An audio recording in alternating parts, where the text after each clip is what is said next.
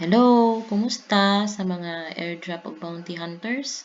Okay, anyway, na ako'y bago nga bounty diri. So, medyo, kuan siya, medyo sayon ra kayo. So,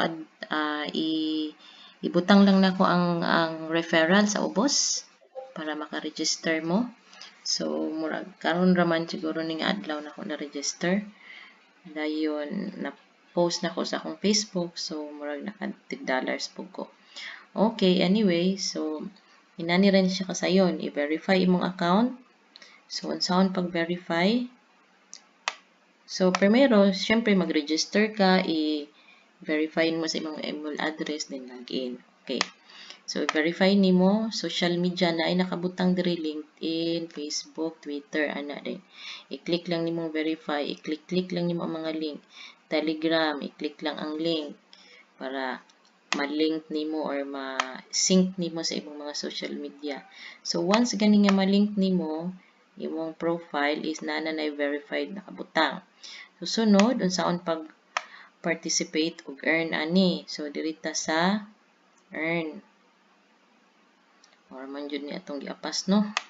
So, kani, pwede nato na siya i-copy, i-send sa messenger, sa PM, pwede na to i-share sa LinkedIn o click lang na dira.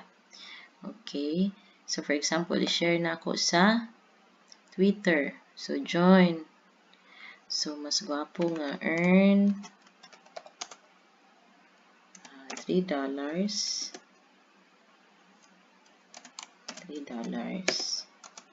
every referral. Oh, so, i-tweet na ko na siya.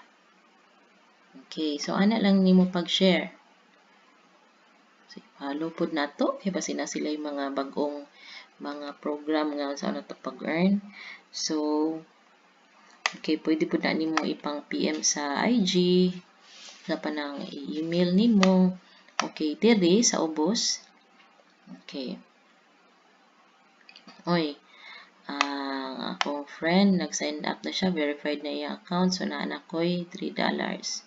Kani nag-sign up, pero wala pa na-verify. So, daghan nag-sign up. Gibuhat ni na kani siya, ang gibuhat nako ani is gi-import nako ang akong mga contacts gikan sa akong Google. So i-click lang nimo na import aron mabutang diri. Dayon mo tanan din mga contacts nimo kuan na siya diri sa kaning contact list. Butang. So i-click lang na nimo ning invite. Okay, i-click ni mong invite. So, na-email ana nila. Okay. Dayon, sign up lang din na sila. So, as simple as that. So what if kung sign up sila tanan, ang posibilidad nga makuha na ko is $768. So, not bad. Okay. So, kung mo sign up, kung ma-verify na sila tanan, sayang po pa ya. So, anyway,